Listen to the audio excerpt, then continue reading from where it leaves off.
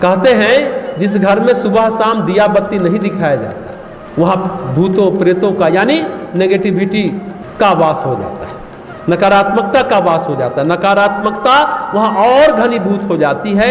छोटी सी तुलसी उस नकारात्मकता को नहीं झेल पाती, क्योंकि तुलसी सकारात्मकता का प्रतीक है। तो हम बताते हैं कि धूप दीप अगरबत्ती दिखाइए, सुबह शाम घंटा बजाइए, सुबह शाम शंख बजाइए और कई तुलसी लगाइए। कई तुलसी की सकारात्मक ऊर्जा वहां जो जड़ जमाए हुई नकारात्मकता है, जो आसुरी संपत्ति है, उसको हटाएगा। कहते हैं तुलसी के पास रहने से मूर्छा टूट जाती है, बेहोशी चली जाती है, क्योंकि रात में भी ऑक्सीजन छोड़ता है। 5 वृक्ष देव योनि के वृक्ष कहते हैं, तुलसी, पीपल, बरगद, नीम और अशोक। ये रात में भी ऑक्सीजन छोड़ते हैं और दिन में 20% ज़्यादा एयर प्यूरिफायर कहते हैं, ज़्यादा ऑक्सीजन छोड़ते हैं। ये साइंटिफिक बात है, वैज्ञानिक बात। इसके आसपास हम रहेंगे तो ये वायरस, बैक्टीरिया, फंगस कुछ नहीं लगेगा। नीम के पेड़ जहाँ जिस घर में उत्तर पूर्व कोने में होते हैं और जहाँ 8 महीने हवा पूरब से बहती है, वहाँ किसी को स्किन डिजीज नहीं होता।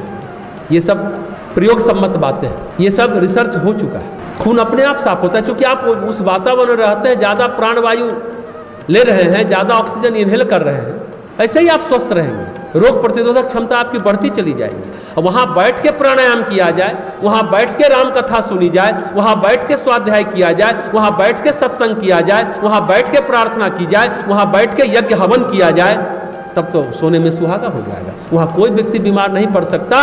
यही है दैवी संपत्ति।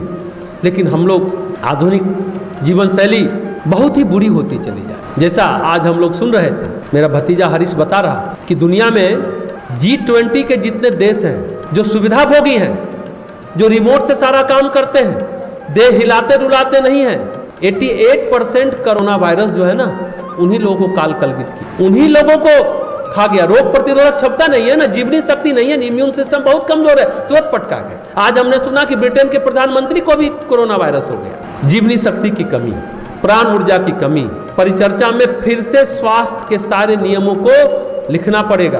क्यों तुलसी का पेड़ लगाना है, क्यों पीपल का पेड़ लगाना है, क्यों बरगद का पेड़ लगाना है।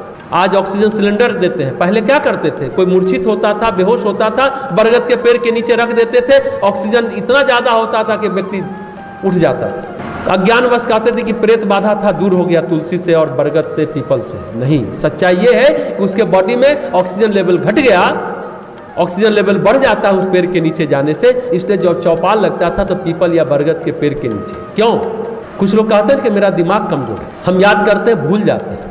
कुछ नहीं, सामान्य तौर पर क्या हम लोग बोलते हैं, कहते हैं कि 4 बार 5 बार 10 बार डीप ब्रीदिंग करिए, गहरा श्वास लीजिए और छोड़िए। मतलब आप अगर भूल रहे हैं, पढ़ाई में मन नहीं लग रहा या काम में मन नहीं लग रहा, निराशा हताशा घेर रही है, डीप ब्रीदिंग करिए, ऑक्सीजन लेवल बढ़ेगा, याद जल्दी होगा, भूलेंगे नहीं, उत्साह बढ़ता जाएगा और रोग प्रतिरोधक क्षमता भी बढ़ेगी। तो हम बता रहे थे पीपल के नीचे चौपाल पंचायत लगता था। जो पंच है उनका बुद्धि प्रखर रहे, प्रकाशित प्रज्ञा, चंद्र घंटा, माता की कृपा होती है। पीपल, बरगद, तुलसी, अशोक और नीम के पेड़ के नीचे रहने से बुद्धि अंधेरे में नहीं रहती, प्रज्ञा प्रकाशित हो जाती है। आप दूध का दूध, पानी का पानी करेंगे। पंच ये होते हैं, पंचायत ये होता था। अब तो जो पंचायत आज का आधुनिक न्यायालय है, उतनी नकारात्मकता आसपास होती है कि कह नहीं सकते, क्योंकि सारे अपराधी गण आते हैं, सभी नकारात्मकता से भरे होते हैं। आसुरी संपत्ति, वही तो आज के असुर वही लोग हैं, आतंकवादी, नक्सलवादी।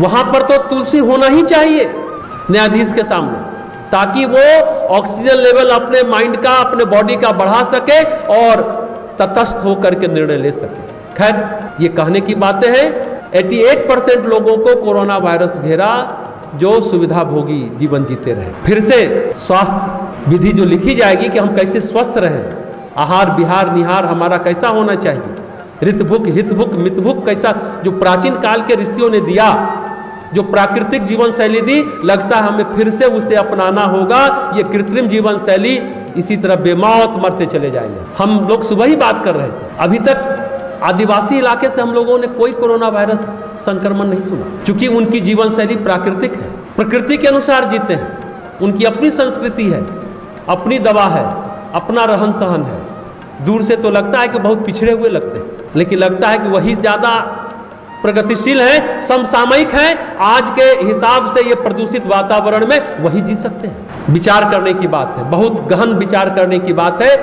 WHO को विचार करना चाहिए, विश्व स्वास्थ्य संगठन को, कि हम फिर से जीवन शैली को कैसे व्यवस्थित, संतुलित, मर्यादित करें ताकि शरीर की रोग प्रतिरोधक क्षमता बढ़ सके।